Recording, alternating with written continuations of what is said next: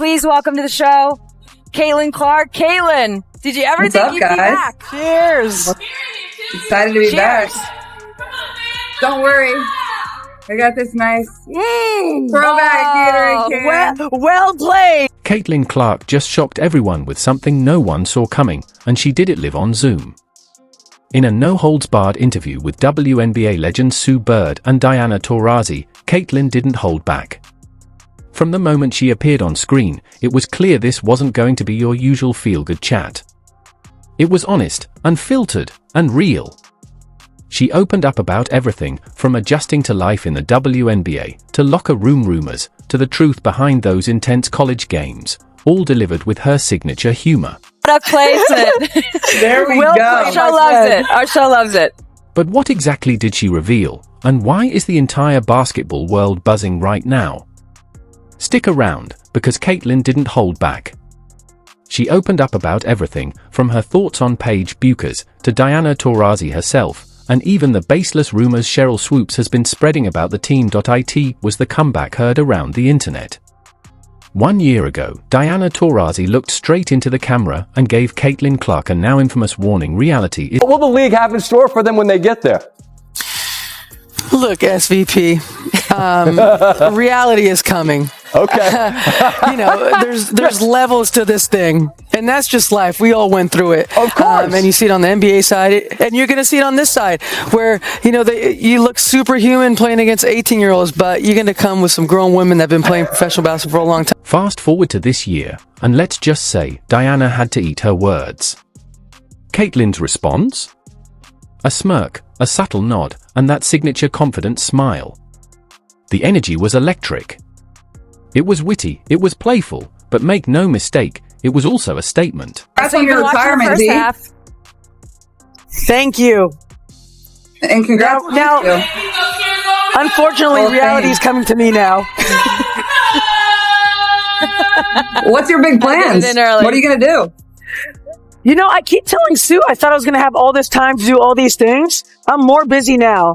So if I give you any advice, play as long as possible. We'll see.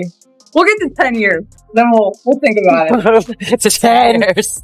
For Diana Taurasi, sharing the court with Caitlin Clark wasn't just another game, it was a generational moment. Reflecting on their first matchup in Phoenix, Taurasi didn't hold back when describing the atmosphere. It felt like the last game ever going to be played. The crowd was electric. The hype was real. But it wasn't just about basketball, it was about witnessing a passing of the torch in real time. Diana spoke with genuine admiration, calling it surreal to finally compete against the players she had watched dominate college hoops for years. What was it like for you two to play against each other? It was amazing. I've been following Caitlin for so long and been watching her college career just in awe, and to be on the court and the first game was in Phoenix, and it felt like the last game that was ever going to be played. There was such anticipation. The crowd was going crazy. All the people that came out to see Caitlin and our teams play against each other. It really was an amazing moment. And you talked about how, if you could play against anyone that is this new generation. So I got to cross paths with Caitlin, at least for a couple games. And to me, that meant a lot, Like, we've been doing this for a long time, and to see Caitlin do what she does is, I think someone said the other day, I'm like, I want the season to start so I can watch you again. Caitlin's take? Just as classy, but with that signature edge. She remembered that Phoenix matchup too. Only this time, it was personal. We were down like 10 or 15 and came all the way back and won, she recalled, the pride clear in her voice. That comeback wasn't just another stat, it was a defining moment. Going head-to-head with a legend like Taurasi and coming out on top? That's the kind of game that builds belief. And Caitlin made sure to say it loud and clear, it mattered. It was like to play against D. Well, I was saying, that game in Phoenix, because we only played in Phoenix one time.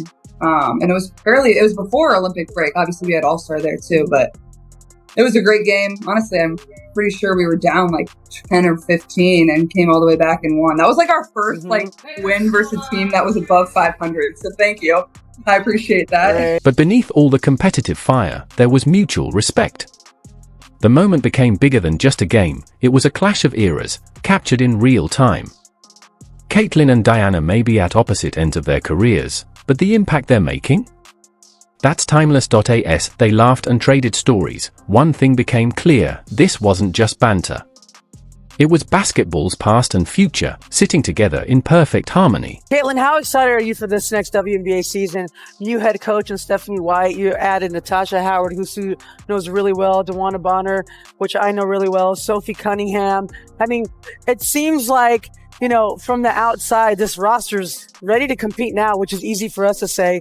We know there's a process to get there, but when you see that and you see those names come in, what does that make you feel like? Caitlin Clark is heading into the new WNBA season with more than just momentum. She's stepping in with serious firepower. Talking about her revamped roster, she couldn't hide her excitement. A new head coach in Stephanie White. Veterans like Natasha Howard and DeWanna Bonner. Sharpshooters like Sophie Cunningham. Defensive anchors like Sydney Colson and Brianna Turner. Clark knows the names, and more importantly, she knows exactly what each of them brings to the table, but she's also clear-eyed about the challenge ahead. With 7 new players and a tight window to build chemistry, Caitlin's already in figure-it-out mode. And she's embracing it. Oh, well, I mean, obviously on paper we have a really good team, but, you only have, we start training camp, I think, on the 27th, and then, we have a back-to-back of preseason games on May 3rd and May 4th. So it's you have a very short amount of time to put that together, and 7 new pieces, and whether we carry 11 or 12, more than half of our roster, that's a hard thing within itself, but we should be pretty good. And I'm excited about it. I think what we needed was, we added a lot more experience. In the playoffs, we just didn't have that. We were a young group. Even Kels, obviously with being with the Fever during her entire career, she hasn't really had the opportunity to play in a ton of playoff games. So having that, whether it's Sydney Colson, whether it's DB, whether it's Natasha Howard, whoever it is, I think having that experience is going to be really good for us and that leadership in the locker room. So I'm excited. And it's not just the mental game Caitlin's been leveling up, it's physical too. When asked about that viral off-season photo where her arms looked unusually jacked, she couldn't help but burst out laughing. The viral picture that went around showing off your guns. Everyone's wondering, have you been hitting the weight room? Was it the camera angle? What happened? How did you do that? I've been trying to do that for 20 years. AI is getting out of control. Come on. But then came the truth. Caitlin admitted she's been spending serious time in the weight room, not just to look the part, but to feel more dominant on the court. She broke it down, too, adding a floater, finishing through contact, owning the mid-range. These aren't just tweaks, they're weapons. It's clear she's not training to maintain. She's training to take over. What are you doing in the off-season, working on your game? You're trying to get stronger, a lot of time in the weight room, and it's something I kind of enjoy, so it's been pretty easy for me to spend time in there and really work on that part of my game. And I think the biggest thing on the court is just that mid-range area. I got pretty uncomfortable in there when I would get in there, whether that's I didn't really have any floater. I didn't like taking a mid-range jump shot. So just getting more comfortable, when I get my feet kind of into the paint, and honestly trying to just add a floater to my game, and, finishing through contact and little things like that. But I think just going back to the weapons that we've added this year, there's going to be so many different things that we're able to do that I think it'll be able to make my life a little bit easier, and it should make everybody's life a little bit easier on our team. That level of self-awareness is rare, especially for someone so early in their pro career. But Caitlin's already moving like a veteran. I kind of enjoy it, she said of the grind, referring to both the physical prep and the leadership challenges that come with a star-stacked roster. She knows the expectations are sky high, but she's meeting them head on. And speaking of pressure, remember that time Cheryl Swoops claimed the Indiana Fever locker room was toxic? People in the Fever were like, y'all. That's not my point. There's a lot of other shit going on that players are like, this ain't where I want to be. Over there. Yeah. Yeah. Some new shit going on around there. It's a lot. Yeah. So you have players that are very significant on this Indiana Fever team that are like, I don't want to be here. This is where I want to be. Yeah. Caitlin Clark's finally addressed that head on. It's Indiana, they don't get along, all this. And I'm great. And then I'm this is the most together team I've ever seen. Is that one of the hardest things for you as a pro now? Just seeing all the narratives like that one, that your team didn't get along, and just having to literally ignore it, deal with it, even though it's not true? She confirmed what we all knew all along. What Swoop said simply wasn't true. No need for theatrics, just clarity. Caitlin shut it down with grace and authority, making it clear that the noise outside doesn't reflect the bond inside that locker room.